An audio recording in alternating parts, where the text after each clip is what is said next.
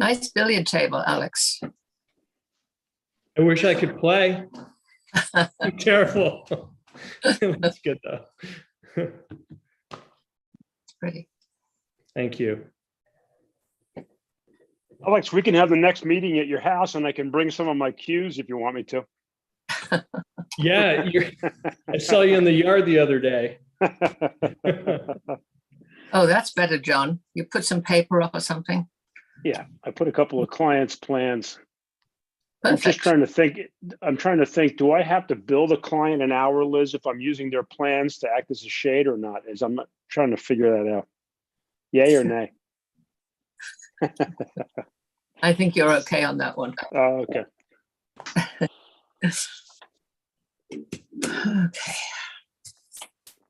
So I'm going to wait until Matt is on with us. He's always a little slow. He's there. He's here now. Oh, great. Hi, Matt. Hi. Hi. So we're ready to go, right? Everyone here? Yes. I believe so. Yep. Good evening to everyone. This is the Tuesday, October the 11th, 2022 meeting of the Advisory Committee on Community Appearance. We have two applications on our agenda tonight. The first one is from the town of Madison for a special exception permit modification to convert 21,504 square feet of undeveloped area into an enclosed dog park. The application includes a full site plan review. I'm not sure who's presenting, Erin. Hi, do you know who's presenting? Yes. And just because I haven't joined one of your meetings before, I wanted to introduce myself to those who I haven't met. I do know most of you. Fred, I don't believe we've met in person. I am Erin Mannix. I'm the town planner and filling in also as the interim zoning enforcement officer in John's absence while he is out for an extended period of time. And so happy to assist you in any questions you have about the specifics of the applications. I also just wanted to introduce our other new face here this evening is Alex Province, who is the most recently appointed member of the advisory committee. The Planning and Zoning Commission did appoint Alex as our member at large, I believe is the distinction in the zoning regulations. So just an introduction to Alex here as well. Nice to meet you guys. Yes, if I may just say Alex. something. At a certain point, Alex, we'd like to get together to get to know you. So, but welcome. Okay, I look forward to it. Thank you. Okay, thanks. Okay. Back to For the the application, Liz, yes, Austin Hall is here. Sorry, he's coming over. okay. Hi, everyone. Hello, Austin. How are you? Thanks for having me. Good. Could you introduce yourself before? Sure. You- I am Austin Hall, the Director of Beach Recreation and Senior Services for the town. Okay, thank you. Go ahead and tell us what the application is, if you would. Thanks. So at Salt Meadow Park, as you pull in to the park from Route 1 to the left is an open field. And that is where the Salt Meadow Advisory Committee would like to have the dog park. It's about, as Erin said, 21,000 plus square feet or 680 linear feet of space. We've had architectural drawings done or engineered drawings done of the park. The plan is to do a black chain link like every other dog park in the area. Black chain link kind of blends in, and you can't really, you think you'd be able to see it, but you can't really see it once it blends in with the area. So the park, if you haven't been to a dog park before, has an unleashing area. So when you bring your dog to the park, you enter through a gate into another small gated area where you unleash your dog and then let them access the main park through another gate. And then we will have a double gate that will allow our mowers and grounds equipment to enter to maintain the area. We have Girl Scouts on board, if approved, to make benches, which I can show you pictures of if you're interested, similar or same benches that we've had Eagle Scouts do for the senior center in town. We've had a lot of interest in a dog park in town, and you know, I think this is a great opportunity space-wise for us to do that.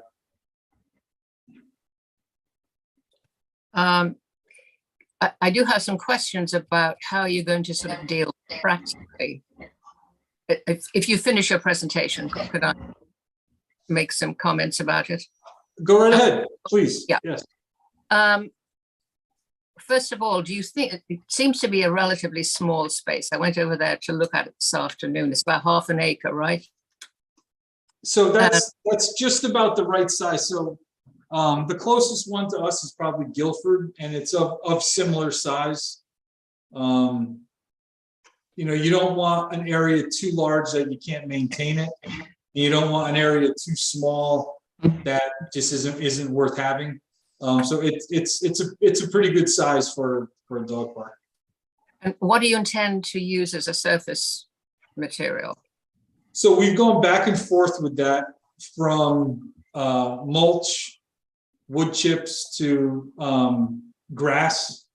And the committee, the Salt Meadow Advisory Committee, has landed on natural turf. The grass at Salt Meadow, as you could see on the playing fields, is really hardy, and the soil is really sandy there, so it drains exceptionally well, which will lend itself to a good dog park ground surface. So it won't be extremely muddy after a rain event, which we would close. So if there'll be rules and policies set forth for the dog park, and one of which will be, you know, if the surface area doesn't allow for participation on any given day, we would just lock the gate and not allow access to prevent any negative impacts to the surface. So keeping it natural grass, we had our turf consultant that we use for all of our playing fields in town. Came out a couple weeks ago and looked at the area and said there would be no need to plant any other kind of grass there. Just maintain it as we do our ball fields, aerate and slit seed and seed as we normally do the ball fields, and it should keep up, you know, as we maintain all the other fields in town. It'll keep up and stay a nice grass area. Well, there'll be more maintenance than I would imagine in the dog park. Then you'd have to maintain a soccer field, right? Because of the dogs peeing and pooping and doing all the things that dogs do, running around. So you'll have a schedule of maintenance depending on how it's used? Correct. So we mow in the growing seasons twice a week at Salt Meadow, and there'll be policies set forth. If anyone's been to a dog park before, usually everyone self-polices themselves to maintain a safe area for the dogs, and that includes picking up the dog poop. And there'll be, I'll show you. We have,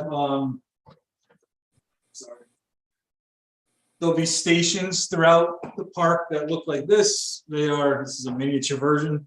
It's a garbage can with the dog waste bags and signage of policies. And these will go throughout the park to make easy access for folks who don't bring bags with them, which most do when they attend the dog park.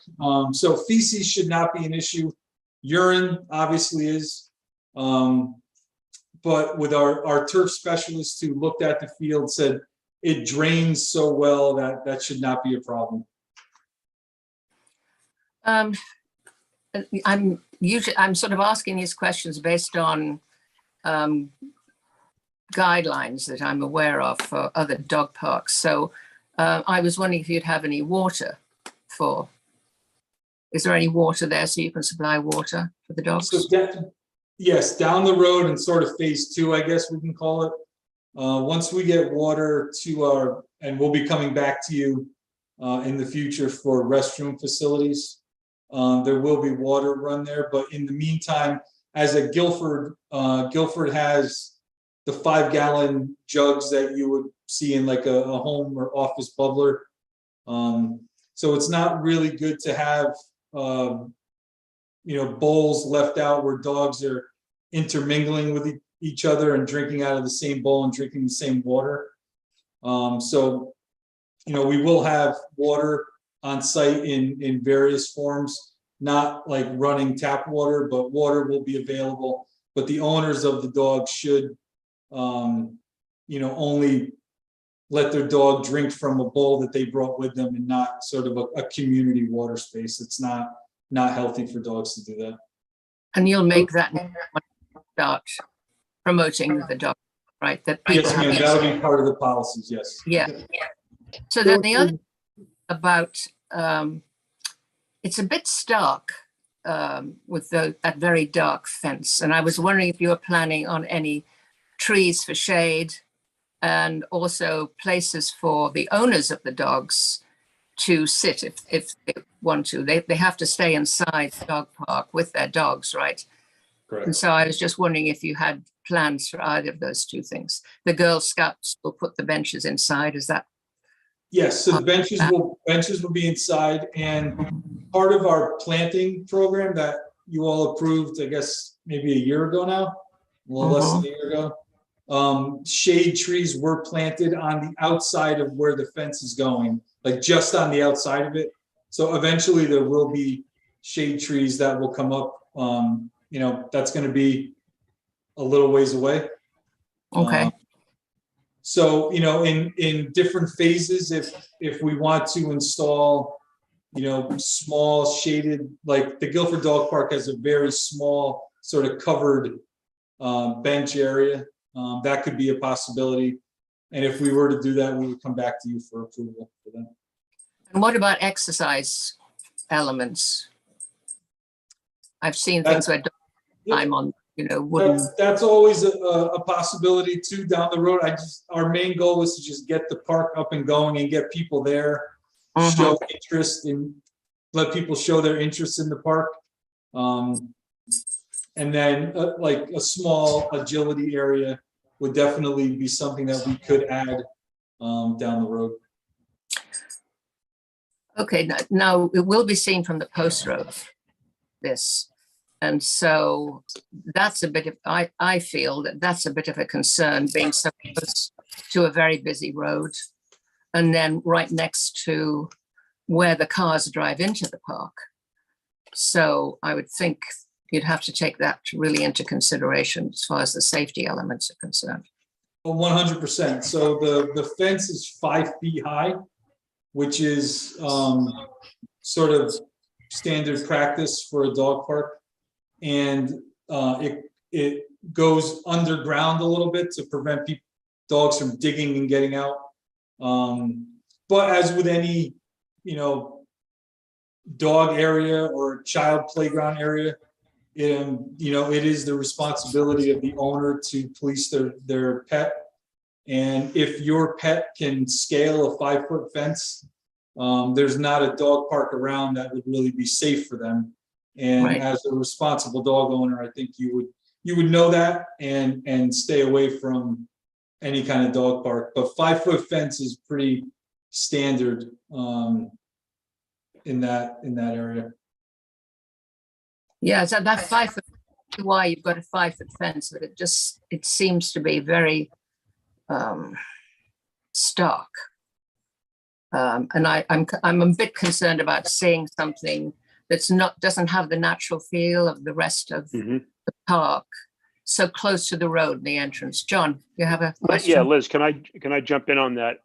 Austin, I went down there today and looked at it from across the street where the park was. It's about 130 by 160. It's probably 6, 8, 10 feet from the parking lot edge, correct? Just about, yeah. Yeah, about there, yeah. I agree with Liz. I think you got to soften the park, both for the dogs, but also for the people on Route 1. And by softening, I don't mean going into like an elaborate planting bed, but if you put stakes in the ground where the corners of the fence are, okay, I think there has to be some form of planting outside of that that's going to soften that fence from the general public. I would go with, I'm just going to throw it out there. I know you guys have a committee to look at the different plants there. I definitely introduce some native red cedar. That's the evergreen you need. I would pick a plant like bayberry. It's a native, it's dry site tolerant. It will get fairly large. So the park doesn't look like it's the first thing you see when you come back into the Salt Meadow Park, I think is a really important point of the whole thing. Our new member, Alex, was nice enough to put together some different photographs of some different fence styles also. I was somewhat involved in the Guilford Park. I know how the dogs run. We all know that black chain link fences is probably as least expensive as you can put into the ground. Right. I think if the town has spent as much money as it has, I don't know how long you've been in town, Austin, but the town has spent a lot of money on that park through the years. Let's make it so it's a really nice dog park, okay? Black chain link fence is not a really nice fence. It's inexpensive, but not really nice. It could very easily have a white cedar post and heavy gauge welded wire between 8-foot sections. It's going to cost a little more.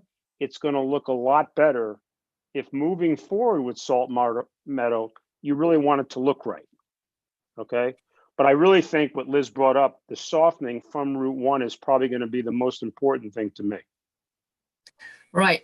You know, if this park was tucked away somewhere where you didn't have that sight line, it wouldn't matter as much.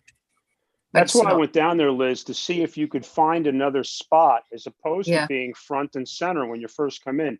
Could you Right. stick it down by even the river? So when you first came into the park, you didn't see it. You turned left into the parking lot and then you saw the dog park. Okay. Still not taking up space from the ball fields, but in a different location might be worth looking into before you say you want to put it right out front and center. Yeah, I agree with that. Okay. Does The anyone? Guilford, yeah, Liz, one last thing. The Guilford Dog Yeah. Park, you can't really see unless you look for it. It's down in a little bit of a knoll on Nut Plains Road. There's softening against it along the road. So it's not with the first thing you see when you're on Nut Plains. Okay. Thank you, John. Does anyone else have a comment about the issue? Is there a site plan? There is, Matt. If you went to the application, I won't download it. I Mike can Harkin share did it if and- you'd like. Yeah, could you do that, Why don't you please? throw it up there? Yeah. I'm It's a going through my email. partial. I'm trying to find an attachment. I unless it's in that email that came with the Zoom link, I'm not sure. So it's Hard to see it. a partial. Can you see it? Mhm. Yep. Okay. So if I zoom, I mean, I can zoom in on your area here. Well, Here's oh, I Post see. Yeah. Road, and here's the entrance. It's going to be in the front corner, Mhm. adjacent to the entranceway. And the fields are over this way, and this is the river coming along. And this is our existing parking area here. So here's the example of the 5-foot chain link fencing. Yeah. And here's the detail adjacent to the parking area. And this is your fencing surround and your unleashing areas here. So this is What's your the main entrance. Oh, I see. 128 by 168. Okay. So it gives me an idea. So you're a good, at its closest corner, you're a good, 20 feet from the property line and what, another 20 feet to Route 1 or something? If you could zoom out another click or two. Sure. Where's my, looking for my. Thanks. Well, it doesn't quite get to the road. Yeah, because we don't quite own that whole No, portion. We kind I of come out understand. to an angle there. So about how far do you think we are from the edge of Route 1? 50 feet? I'm just scaling it Yeah, with my eye. The length of the driveway, what do you think that is, Austin? That's Yeah, roughly 50 I'd feet say you're long, about right? right, 50 feet. Yeah. Well, I agree with John. It Pull it off. definitely should have some planting to sort of just to soften that whole thing. I think particularly it's going to, not that it's a big deal, but I mean, I think it does call attention to itself because of the fact that the geometry is askew to the road. It might look a little bit like something that was just kind of dropped there, but you know, which it is. But I mean, overall, I mean, I don't have any, a dog park is a dog park. I'm very familiar with them. I think that a nicer fence would certainly be appropriate. So anyway, that's just my general feeling on it. And so you don't have, that's the whole thing, right? That whole site plan is it right there. So we sort of have a zoomed in detail and then we've got that location map. Okay. Right. Not But I the think what John overall- was saying about moving it a little further along the parking lot, if that's doable, although I do see an indication that there's some trees to the east there, right? This right is in there. existing So vegetation. you're sort of using this existing open area and just kind of fitting that to it, correct? Correct. Okay.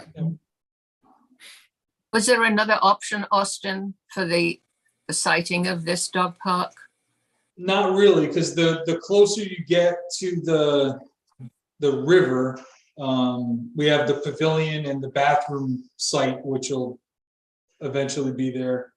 And then there's parking down below. So they're really, and on the opposite side of the road or the entranceway are all playing fields, and we can't lose any of that. I totally get the Route 1 conflict, and you know, everyone who's driving down Route 1 is going to see it, and it does stand out for sure. I get that.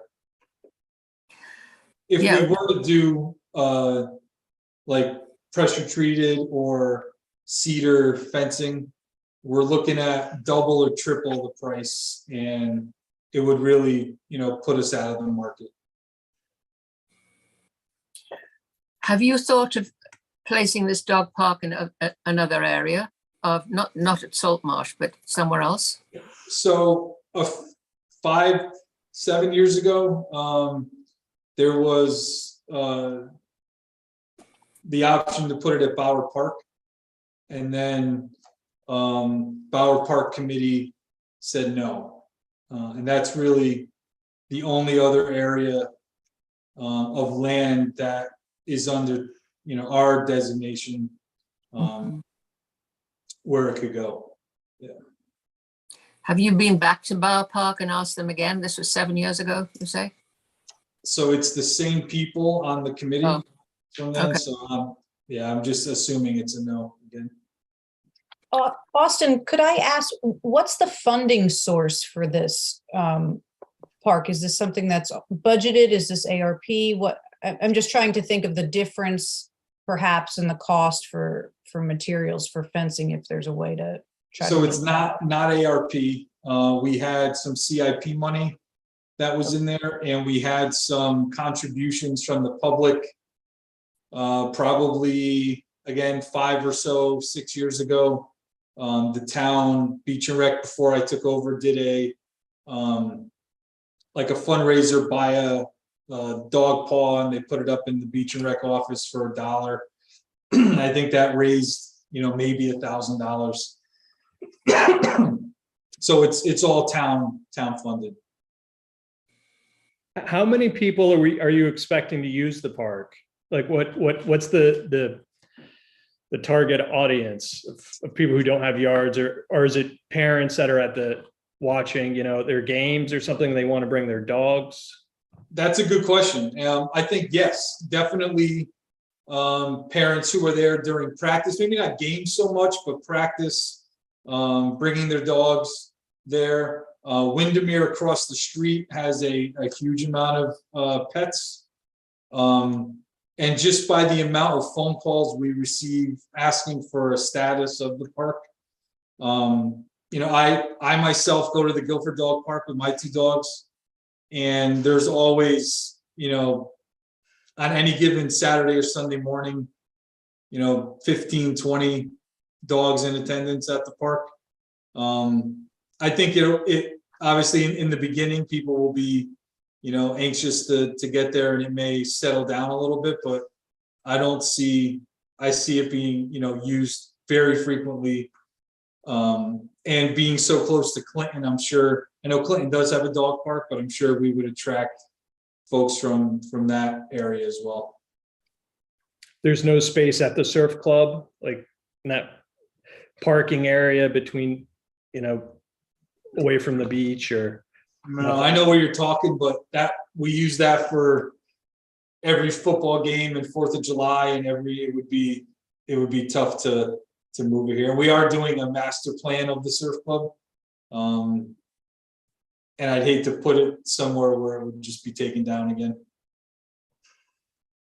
Well, just getting back to the fence again, so your feeling is that using cedar or treated railway ties or some other product that's more natural looking would double or triple the cost? And that's correct. I talked to the fence, one of the fence contractors this morning who we've used for various projects, and just so it's not only the pressure treated wood, but it's the wire fencing that has to go on the inside, because you can't have the wood exposed on the interior of the dog park, because that would allow dogs to scale the wood much easier than they could a chain link area. So there'd be, for lack of a better word, chicken wire.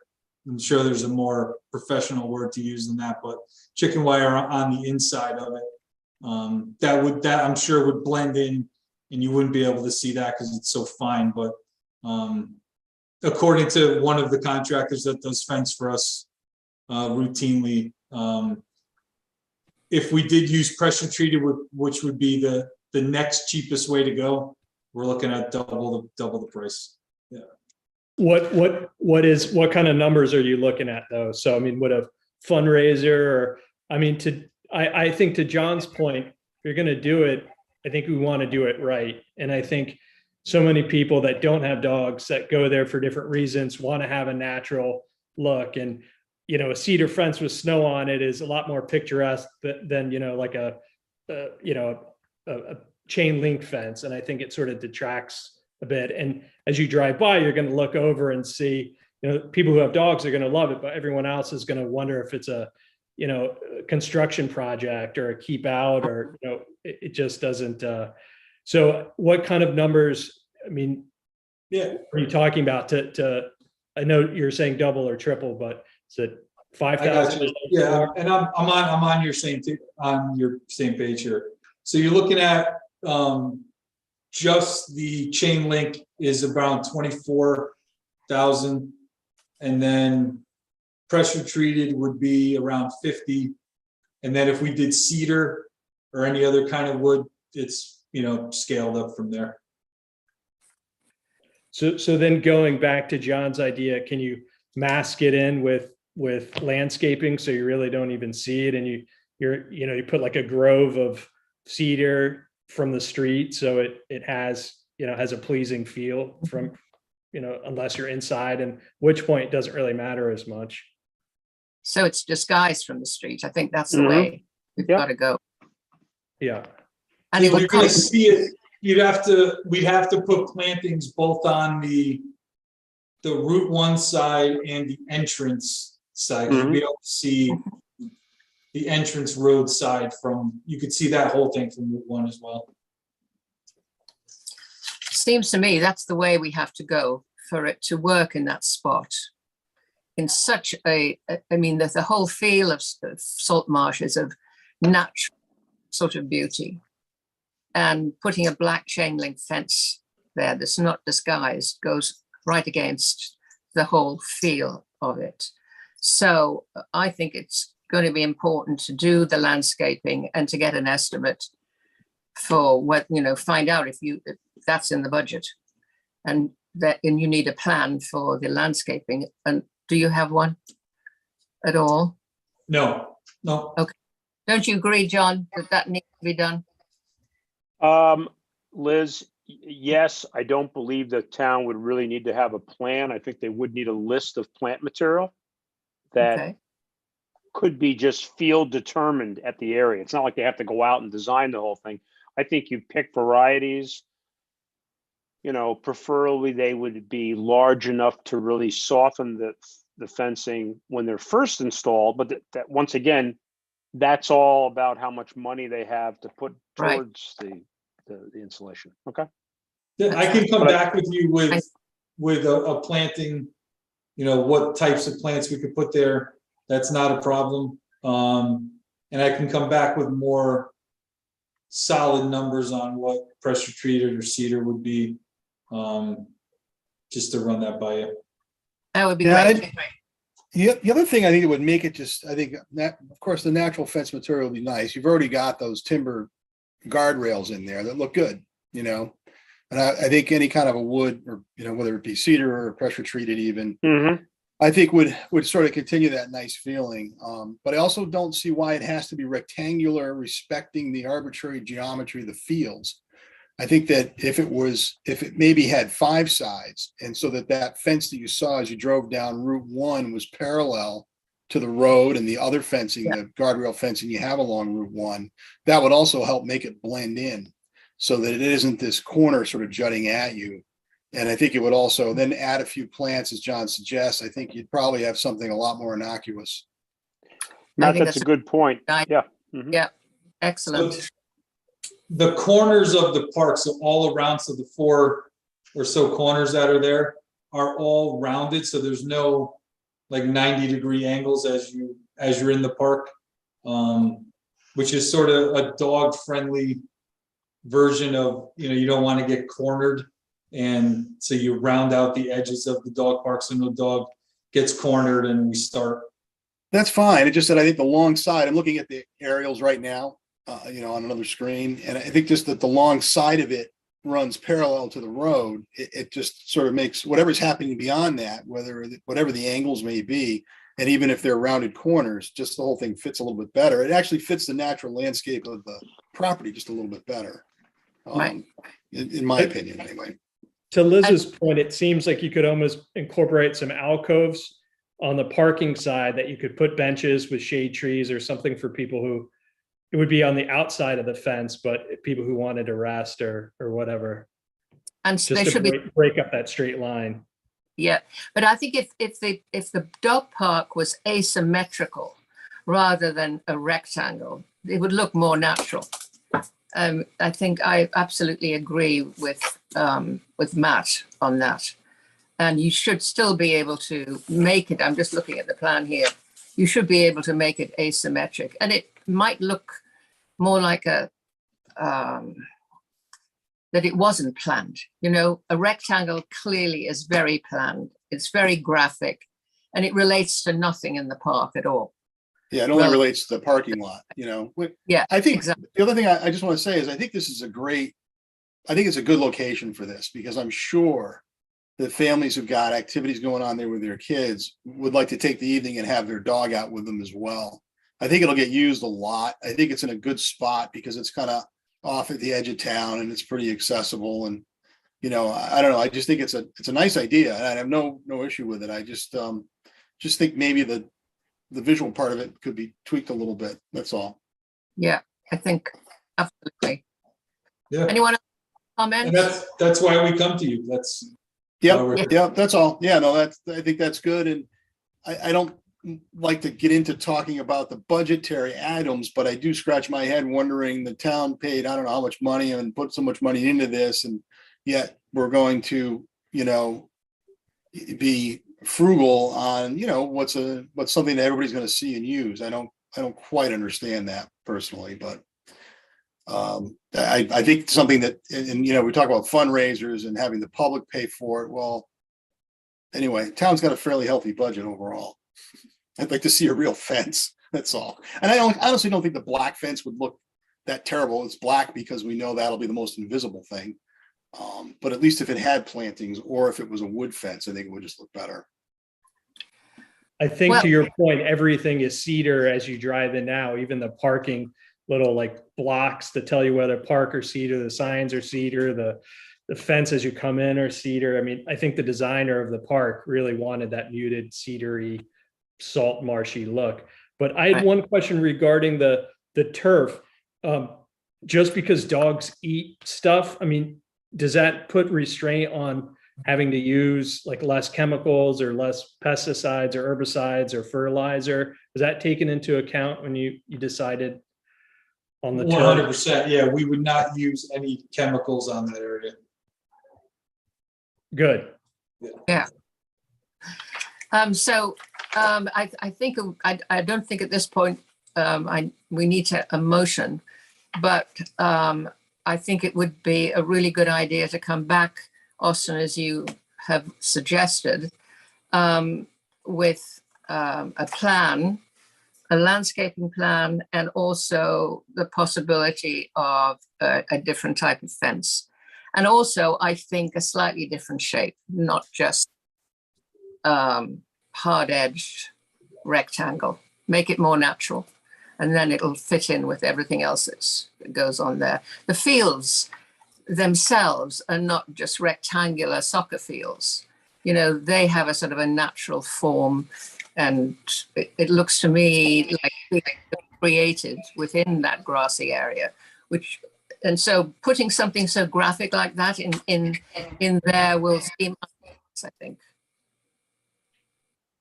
Will do. Okay, excellent. Thank you so much. Thank you. Thanks, Austin. Thank you. Thank you. That was a good discussion, I think. Okay, number 2 on our agenda is 110 Bradley Road. And it's an application for a 45 by 26 by 60 freestanding monument sign for the Bradley apartment building. Is Jerry here to make the presentation? I am here. Hello there. And also Katie Zira is here somewhere. He's here too. Hi, Great. Kate. Hi. Hello. I'll just start off and hand it over to Katie. But I just wanted to say hello. Thank you for having us. Nice to see you all again. So we are finally ready to come before you with the signage, the monument sign in front of the building. In the process of thinking about this, we had looked at the hearth next door and the sign that they have representing their building. And we thought, you know, given that people are driving along that street, that it might be best to be, you know, consistent with the structure of how their sign works on that side of the street. And their sign, you probably don't notice it, but it's a U-shaped masonry structure with their sign, excuse me, across the top of it. So we kind of have taken that same U-shaped idea, you know, made it smaller, used materials that I think are complementary to our building. And it has the added benefit of kind of masking the transformer and switch, which Eversource has unceremoniously dumped in front of the building. Katie, if you want to kind of speak a little bit in more detail to the materials and the size and everything. I think you guys all have the materials. All right, so if you can see, do you guys all have a copy of the drawing of the sign? Yes. Okay, so the overall feel, as Jerry said, is that we're going with a U-shaped monument sign with the sign made out of PVC in the center. The letters are going to be about an 1/8 thickness of aluminum. It's going to be a nice brushed look to give it a little bit more of a fresh look. and it will be adhered to the PVC, as well as the building number 110 onto the porcelain stone. We wanted to have the B look like it was rising above the stone, and it will also help cover that eyesore of the utility box that was placed in the location where the sign originally was supposed to go. So the sign itself is well under the allotted square footage. It's only 45 inches by 26 inches. So we're only looking at about 8 to 9 square feet for the actual signage itself. The porcelain will probably be, I'm not really good with the masonry aspect, but the mason will cut them to shape to the specs. It's going to be tightly jointed so that the joints are going to be very tiny in between. So you're going to have very small seam in between, with the caps made of the same material. And it is one-sided, so it's just facing outward towards, so when you turn into the main entrance, that is what everyone will see when they turn into the main entrance of the apartment. Do you have a profile view of this sign? I do not have that. So what's the depth of the sign? The depth would be 16 inches depth. Because that's the view you'll see coming down Bradley. Yeah. You'll see the side. Yeah. That's the masonry depth, right? Because the PVC itself is just, The PVC is 1 inch thick. Yeah. Right. The masonry is, I think it's between 16 to 18 inches. I'm not quite sure of, oh wait, no, it is 18 inches. Sorry. I did get the specs. I'm looking at my paper right now. They're 18 inches slates that they will put on. So they're 18 inches deep. I'm sorry. The sign is 18 inches deep. Just talking The about the frontage. monument part. Okay, but how deep is it? From the side, how deep is or is it 18 just, inches. it is 18 inches, okay. Now, when you look at the photograph, it's not a photograph, it's a drawing, Mhm. computer, there seems to be something behind it. That's the original sign that I was working with. I don't have the program to edit. So okay. Where the original sign was, I didn't have those capabilities. I came from the architect, so I'm working with that. Excuse me, Liz, I don't have these drawings. I don't know, the link in the agenda does not work when I paste that into my browser, and so I've got nothing to look at. I can screen share for you, Matt. That would be great. That'd be good. Thank you.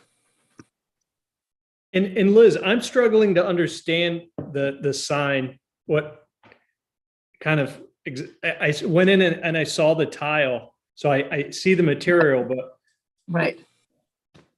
Maybe they can explain it a little better. Well, from what I can understand, it's a block. It will look like a block from the side, and the Bradley sign is 1 inch thick, and it's sort of attached to the front. So from the back, as you're leaving, I would imagine it's just a block and a plain white rectangle above it from behind.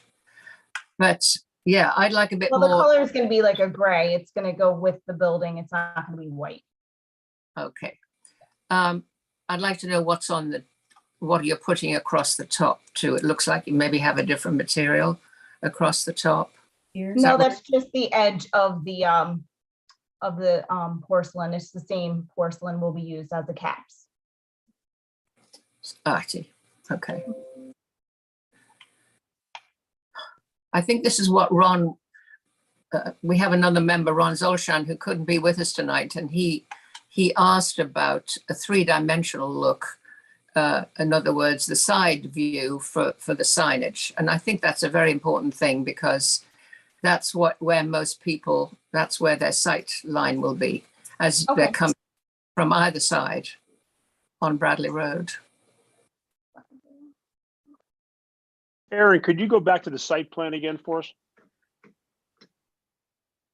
Oh, there you go. Could I just ask one, and I can't remember the presenter's name. Katie, Katie, Katie, thank you. Is the sign coming out of a planting bed? I don't have any involvement with the landscaping. I've got this image from the architect because I could not get onto the property due to the construction to take the mock-ups that we typically do with sign applications. So I just Okay. did this to kind of give you guys a feel for what it would look like. I could go on there now. I know the trailer is gone and the fencing is gone, so I can go there to take a photo to Well, do a better mock-up, but It is in the grass area, and whether we put plants around it is something that we can be flexible about. There is a light in front of it, so it will be lit, and that'll be in the ground in front of the sign.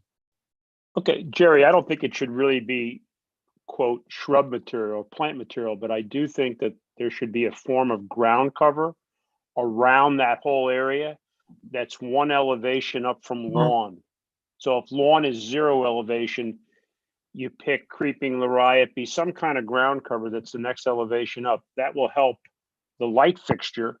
That's probably going to be an above ground light fixture shining on the sign, and it will keep the maintenance away from the granite and the sign also, I think, which is a good idea. Okay.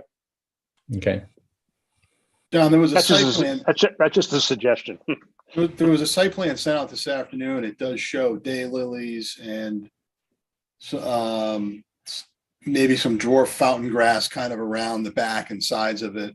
Okay. Daylilies maybe in the front. So there is something there. It looks like, according to that particular landscape plan. What does everyone think about the size of that bee? I don't like the material, like the idea of a big plastic piece of white plastic sticking out. The juxtaposition against the stone is kind of strange to me. Yeah, the bee seems a bit out of proportion to my eye. I think it looks too big. Now that may be just the way it's sitting in this illustration, but what do you think, Matt? I don't know. I was looking at the dimensions of it earlier when that was up on the screen. It doesn't look too big to me. I mean, that part of the sign is only about 2 feet wide, right? 26 inches across the top, if I remember correctly. Mhm. Right. So so really you're looking at a 26 by 45 high, which is pretty tall. The proportion of this drawing though confuses me because I've got 60 inches overall, which means I've only got 15 at the bottom, but it looks more like 45 and 45.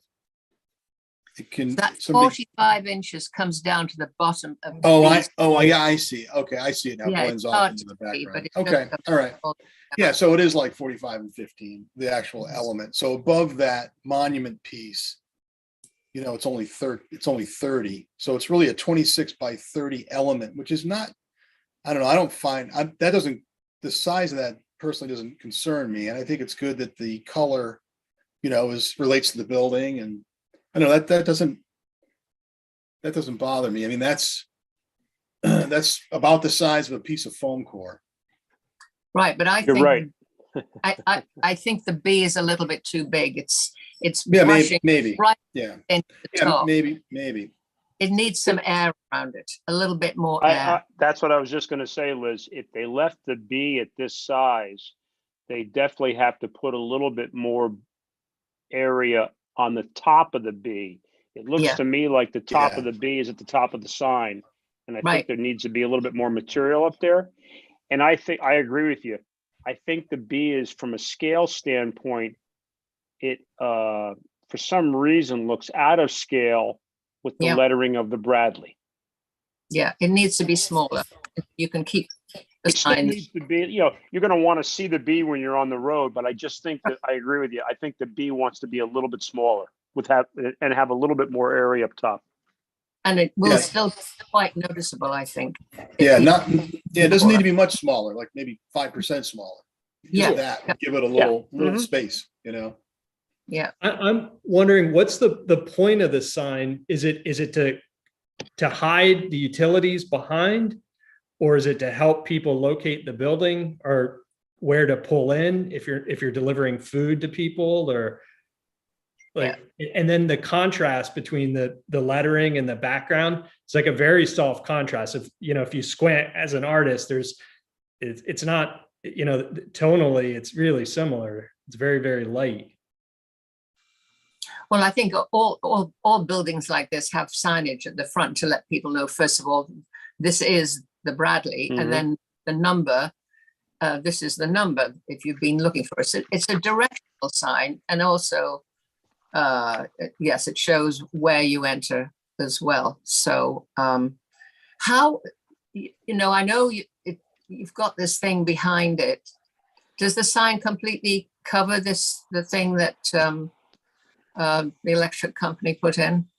Or, I mean, No. how does it look like you maybe built it there just to cover the? Exactly. Okay, Yeah. so the picture that I sent was the architect picture from the original mock-up. So that was what they thought the sign was going to look like. I don't have the capability to edit their photo, so I kind of just put my sign over their sign to hide it. So that is not part of the building or anything like that. Oh, so the thing that's showing is not this electrical sign. Yeah, This that's not there. of equipment. I see. Yeah. Okay. Yeah, again, if you go back to that site plan that it was circulated earlier today, it looks like the transformer is shown on that site plan. So it's to the left and it's pushed back a little further from the road, if that's an accurate location. So if that is accurate, it looks like as you come down Bradley from the west, the sign will really help screen that. Is that right, Jerry? Yeah, that's exactly Okay. right. But and I would just add that there's two objects there. There's the transformer and then the main switch.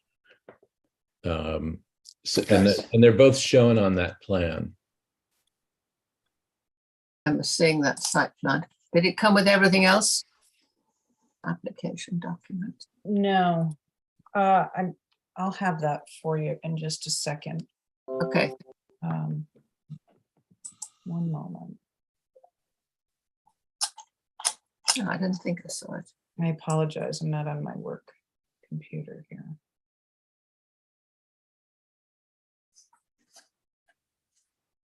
While Aaron's doing that, Liz, to your point with the big B, if the Yep. sign is trying to hide the utility, is there not a better way with John, like doing some sort of landscaping to hide the utility, and then you put a sign that you want that isn't jutting out to cover something that looks like you're trying to hide something behind it, and then you put it where you want and you make it out of the material that you want, you make it look, it just seems like you're trying to hide something behind it by having this big B jump out. I think that was the original design, to be honest. The utility box didn't come to play until after we started designing the sign. Okay. We wanted to make the B look as it was rising above the porcelain, and it was just more of the look, the artistry of that look that we were going for. The B is kind of, if you want to say, it's the logo of the Bradley. Were there other materials other than PVC that you considered for the white part? It's not white. If you look, it's actually a gray color. It's very, it's a very light gray. That was the only thing that I thought was the most durable to put the aluminum laser cut letters on into that. I see. So the B is actually, I think I missed that, is aluminum that gets drilled into the white background or the gray. Yes, that's correct. They're brushed aluminum letters that will be cut out. So they're about an 8 thick. So they will be protruding out a little bit, but not as much, but it gives it that nice shiny nickel look. Okay. This is the sign location here, and it does show some plantings around it, and this is the transformer. in this building. Actually, Aaron, that is not the up-to-date. Why not, Jerry? I sent it to Maria on Thursday or Friday. I can share it with you if you let me share my screen. You can share. You're a panelist. Okay, because we had to, we had a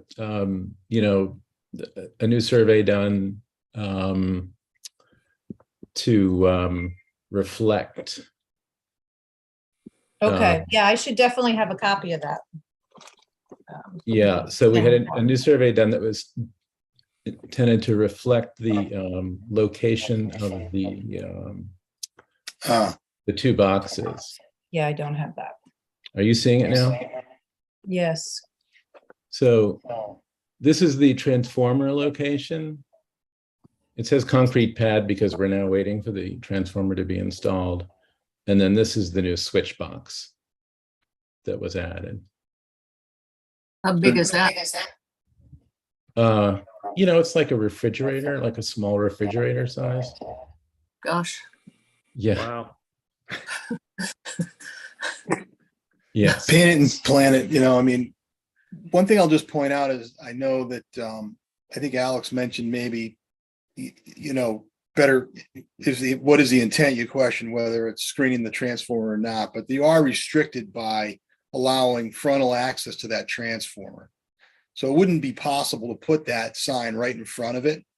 So it looks like what they've chosen to do is they pretty effectively screen out the switch, and at least from one direction, you're going to get some pretty good, obscuring of the transformer. So, I mean, I think it's aptly placed personally. Yeah, you need 10 feet of clearance in front of the transformer. Yeah. So you we can't- can't even put plantings there. You Yeah. can't put plantings, or you can put plantings. You cannot put them in front. Not in front. Wow. But you can put them sort of around the sides, maybe. Mhm. Wow. Jerry, we're dealing with the same thing over at the general's residence. So in one of the main courtyards, there's a big transformer, whatever you call the other box, and some phone stuff. And instead of trying to hide it, I'm making it into an extremely large planting bed with other plant material around it. Now, the only difference at the general's residence is no signage. So I have things all around it. The utility box, I need to have 3 or 4 feet on the side where the door opens.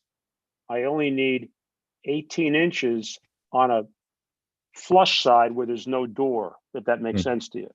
So you might want to consider making that whole corner area larger plant material actually back towards the building and the units, and then lower material in front so you'd really see the sign. I think it might help you out trying to get rid of those two things on that corner of the entranceway. Yeah, that's a good idea. When you try to plant something around something, then all you're looking at is what you're planting around that object you're trying to screen. When you take the object that you're trying to screen and put it inside an island planting bed, whatever you want to call it, it can make it go away a little bit easier. Like very possibly a tree, maybe to the right of the concrete pad, your eye would go to the branch structure of the tree as opposed to dropping down on the ground and going to transform. Just a different way of looking at it. Yeah, actually, Aaron, the site plan that you have is the updated landscaping plan. And there Yes. is a tree, I think, just to the right of the transformer in that plan. If you want, if you want to go back to that, I can stop sharing. Sure, if you'd like to see the landscape plan, you can do that.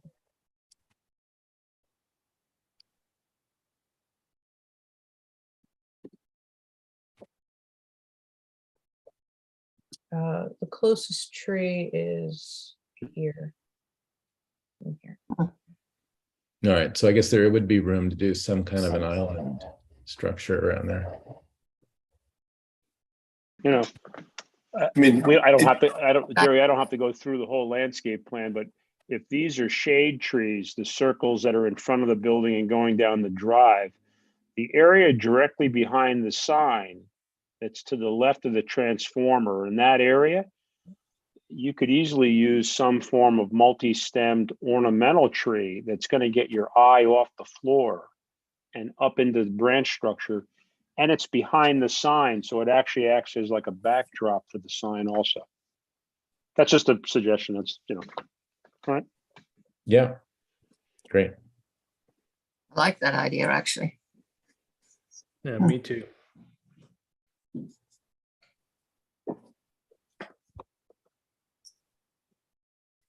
I just want to, I think I completely agree with John's approach. And a lot of times you just create a bigger landscape feature. And then by Yep. virtue of that, you make the item you want to make disappear blends out a Yep. little bit with it. It's very hard to do, of course, when you don't have a lot of space and you don't have a lot of space. So I can kind of appreciate the challenge of it. Anyway, Anyone else? Any further comments? I still agree with Liz. The more I look at that B, the more it bugs me in the set. It's Well, just, we can make a recommendation that they decrease the size of the B to give a little more space above it. Yeah. And also to balance it, it looks way bigger than it should be. It does to me. And so we would make that recommendation. Anyone else?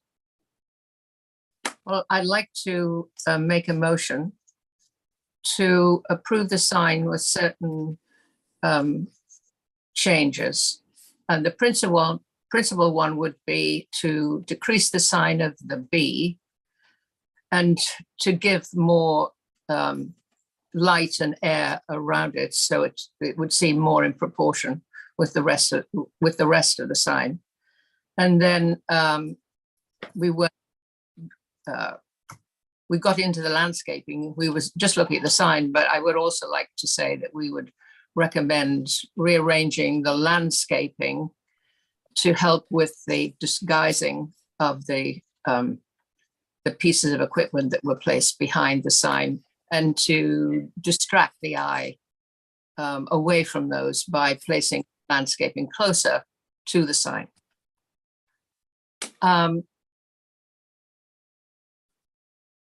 Would I'll someone like second to? that. All in favor? I Aye. Okay. All right. Thank you. Thanks, Jerry. Thank you very much. Thanks, Katie. Thank Thanks, you. Katie. Thank you. thanks. Okay.